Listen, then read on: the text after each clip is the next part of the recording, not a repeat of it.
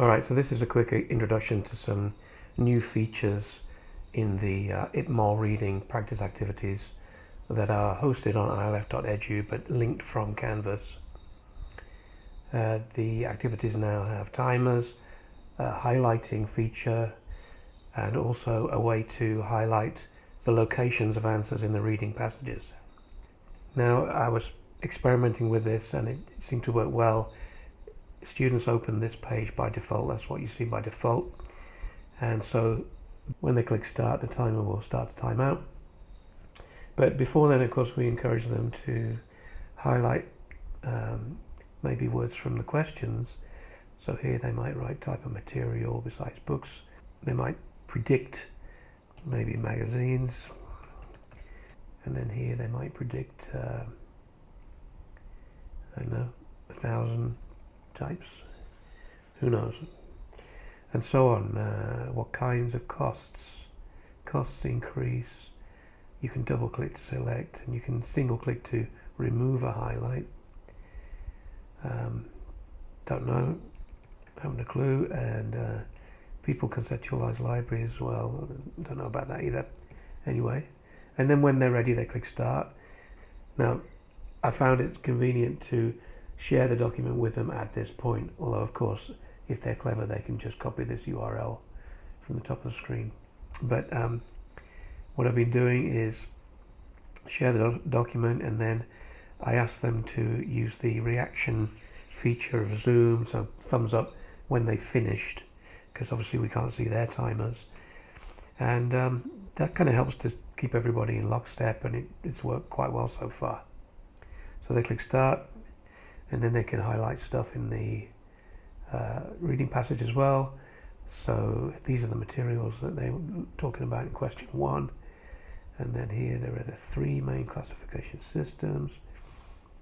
It's hardware and personnel costs, and then down here we have the prevailing concept at the moment.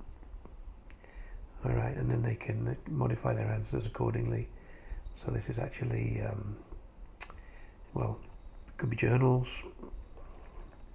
and then it's not 1,000, it's actually 3, and so on. And then if they don't need the full 2 minutes for that, well, they just wait for the timer to time out and modify their work accordingly. I'll just skip to the end of the 2 minutes. Alright, so let's see what happens when the timer times out. The input fields are disabled, so students can't edit their answers anymore. And then you'll step in and give them feedback, share the screen, and you want to reactivate these input fields for yourself. So you do that with control left curly bracket, which you can also toggle on and off. And then you can either continue to highlight stuff manually, or you can highlight the location of the answer by pressing control right square bracket, and then you can navigate through those right square bracket or left square bracket to go backwards, and use that to elicit the answers and then fill them in over on the left. Now you'll see there's a link as well to the reading passage here. That's in case people are on mobile phones. You know, sometimes students are on mobile phones because they're on the way home from work or school or something. It looks like this on a mobile phone, which is kind of just about doable, just about.